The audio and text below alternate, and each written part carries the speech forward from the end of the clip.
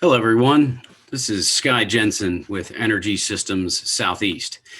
I am going to give you a very brief introduction to completing a startup checklist or an online startup request form for any generators, any Generac generators that require an official Generac startup or commissioning. It is a very somewhat simple process, and I will guide you through the steps with a few pointers here and there. To begin with, there's a couple of ways you may be accessing the generator pre-startup checklist. The first would be if you have purchased from us or made a request for a pre-startup checklist, you might receive a form similar to this email that gives you some important information with a hot link to take you directly to the online form that we're going to talk about today.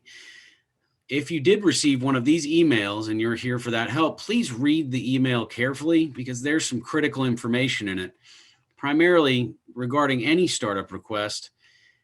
The time it takes from the submission of your checklist or request until the startup is scheduled could be 2 weeks or longer, depending on the time of year, if it's a peak time or around the holidays. Also, depending on the nature of the project and how complicated it might be. So try to give as much notice as you can that you need a startup, even if you need to reach out to the sales department before you can complete the checklist, just for a heads up as when you're going to be expecting the startup to happen. And maybe we could get somebody penciled in. But otherwise, expect at least a 2-week turnaround on scheduling. But you should get a scheduled date relatively quickly after you submit the form. If you received this, read all of the instructions carefully, and then you can simply click the hot link that'll take you directly to our website and directly to the startup form that you need to fill out. This is a startup request form. And this is what we'll be working on today. If you did not receive a checklist similar to this, a link to the checklist similar to this from a staff member, you can also access this request form directly from our website. If you go to essellc.com and choose service, and then choose service requests, the first request form that you can find is the startup request form. If you follow this button, it will take you to the same page that the hot link from the email invitation would take you to. Again, our website has lots of resources to help you answer your questions, point you in the right direction, or put you in touch with the right people. And if at any time you need any support with completion of this checklist, simply follow one of these links so that a member of our staff can help you. Once you are on the page for the pre-startup checklist and you're ready to submit a request, you will find that all of the required information for this form are identified by an asterisk at the box.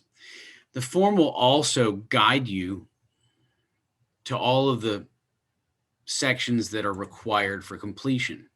And if you click away or if you try to submit, it won't allow. I have begun the process of completing a form, and we'll go through this briefly. It says very clearly at the top that all required fields must be completed in order to submit the startup request form, and that you will get a confirmation once you submit it successfully. And as stated before, and I will demonstrate, it will not allow you to leave this form or submit it, and it will bounce you back and guide you to the sections that need to be completed. It's critical that project information is accurate. This is the name of the location, the points of contact, and the actual physical destination or address where the technician will be heading to perform the startup. It's crucial that this information is accurate. The next section is the owner information. This is the end user or the final owner of the equipment that's being started up. In this case, this is very important for when we register the warranty in the owner's behalf. This information will be what's provided to Generac for the warranty registration. Again, it is very critical that all these fields are completed with accurate information so that we can communicate with the end user as needed regarding future service, warranties, or anything else that may be important about the generator after our project is complete. The next section is about the electrical contractor or the installing contractor in any case. This is also very important. Whether you, the person completing the form, are any one of these, knowing who the installing or electrical contractor is can be critical in coordination of the startup. Please make sure that all of this information is accurate. The next section is the generator system information. At least one model number and one serial number are required. But if for any reason this is a startup of switch gear only, you could simply put not applicable or NA in the required fields if there's not a generator on site. Otherwise, it's very important to verify the model number and the serial number on the data plate of the generator itself and any equipment you put on this checklist. If there are multiple generators, they can be listed subsequently on this form. If there are additional pieces of equipment, a second form could be completed or a follow-up email could be sent. Transfer switch information, just like the generator information, at least one model number and serial number are required. Again, if there is not a transfer switch that is being started up or commissioned on this project, simply put not applicable in the required fields so that you can proceed in the checklist. You can enter as many as necessary, and a subsequent email could be sent if there are more than 4 transfer switches. The next section is scheduling information. Again, we note on the checklist that there's a minimum of 2 weeks notice for scheduling.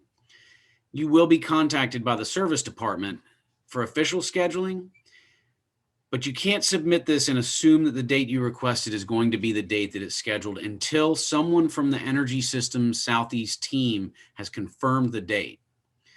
You can put any date in here that you like. If it's within 2 weeks or if it's too soon for the team, they will provide you with the soonest possible date. Please complete all the questions that are required. They are all marked with an asterisk. Many of these have to do with the coordination of startup and whether all of the functions can be performed at that time or if return trips will be necessary. Please gather and provide as much accurate information as you can, particularly in the required fields, but also anything else that you think might apply.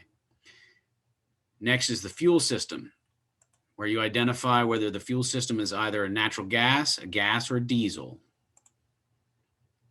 The next section is on the electrical system. Again, all of the required fields must be completed for this to be submitted. And any fields where there may be a non-applicable answer, that is an option.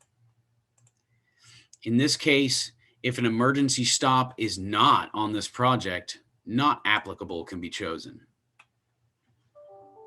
Please complete all of the required questions. After the battery question, it's very important that you note that you do not connect the batteries. The technician is going to connect the batteries at startup. Please read all of the instructions and notes very carefully. All the circuits have to be run and terminated, but no power should be supplied to the circuits at the generator until it's started up. A final very important note at the bottom of this portion of the checklist states that if the technician arrives on site for startup and determines that the checklist was not followed and that we can't complete the startup, additional charges will apply for return trips. Please take care in completing this checklist thoroughly and carefully before submitting it. The final section is the signature for whoever is completing the checklist, and this person will also receive confirmation that it's been received, that scheduling will be occurring, and that will be who is potentially contacted for scheduling by the service department. Make sure to identify what company you work for. Typing your name signs the form, provide a valid phone number, and more importantly, provide a valid email address, as much of the scheduling will happen through email. Finally, date your signature. Once you've completed everything on the checklist, you can click the submit button at the bottom of the form. If at this time there is anything missing, in this case, the date field, it will be highlighted in red and will note that this is a required field that has to be completed before submission. You can verify that there's nothing else missing from the form, complete what's needed,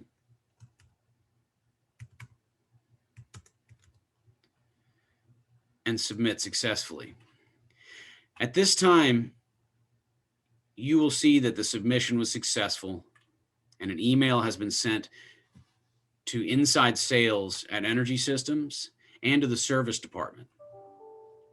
Shortly after, you'll be contacted by someone from inside sales or from the service department for scheduling or for verification that we've received your submission and request for startup. Again, if you need to access this form and you've not received an email, simply go to essellc.com and follow the service link to service requests to the startup request form. And if you need any further assistance, don't hesitate to contact us. And we'll be in touch as soon as possible to help you navigate this form and with anything else you might need help with. Thank you for taking the time to watch this. If you have any further questions, please reach out to Energy Systems through our website. And we hope you have a great day.